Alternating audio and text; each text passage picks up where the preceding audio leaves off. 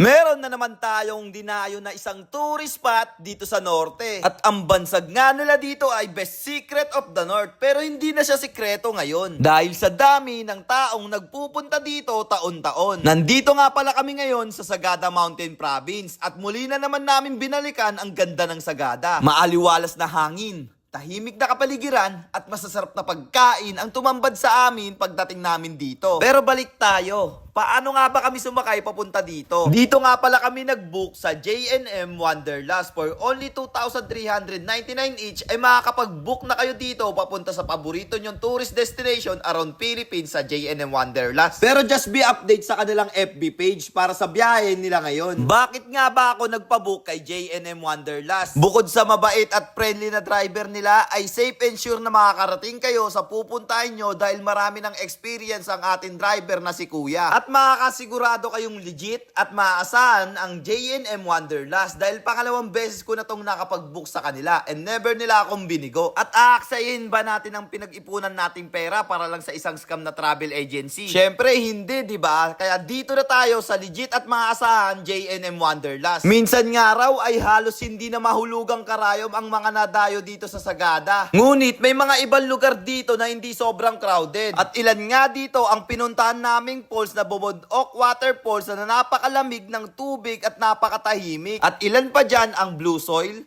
Sumaging Cave, Eco Valley, St. Mary Church, Cemetery, Marlboro Hills at marami pang iba. Overall experience ko nga sa Sagada ay 10 out of 10. At mas pinasarap pa ang biyahe namin dahil kasama namin ng J&M Wanderlust. Kaya kung nagbabalak kayong magpunta dito ng tropa nyo, pamilya nyo, or kahit partner mo, ay i-book nyo na ang J&M Wanderlust. Makakasigurado kayong mabilis at mapagkakatiwalaan ang inyong transaksyon. Sobrang dami na nga din pala ang nag-book dito, kaya makakasure din talaga kayo na legit dito. Sa accommodation nga pala nila dito na Rockwall Inn ay walking distance lang yung mga sikat na restaurant o place. Katulad na lang ng Pitik Wines, Sagada Brew, Sagada Lemon Pie House, Yogurt House, Sagada Bistro, Salt and Pepper, and last, yung Banas Coffee. Bukod pa nga dyan guys, sobrang dami nyo din na pwedeng mapuntahan pa dahil may mga side trip din sila dito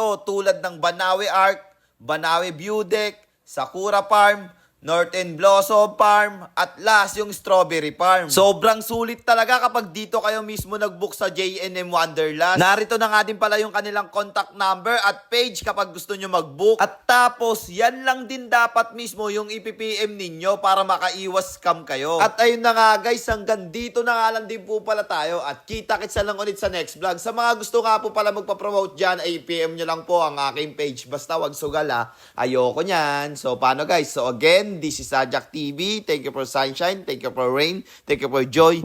Ingat. Salamat. Bye-bye. Ble!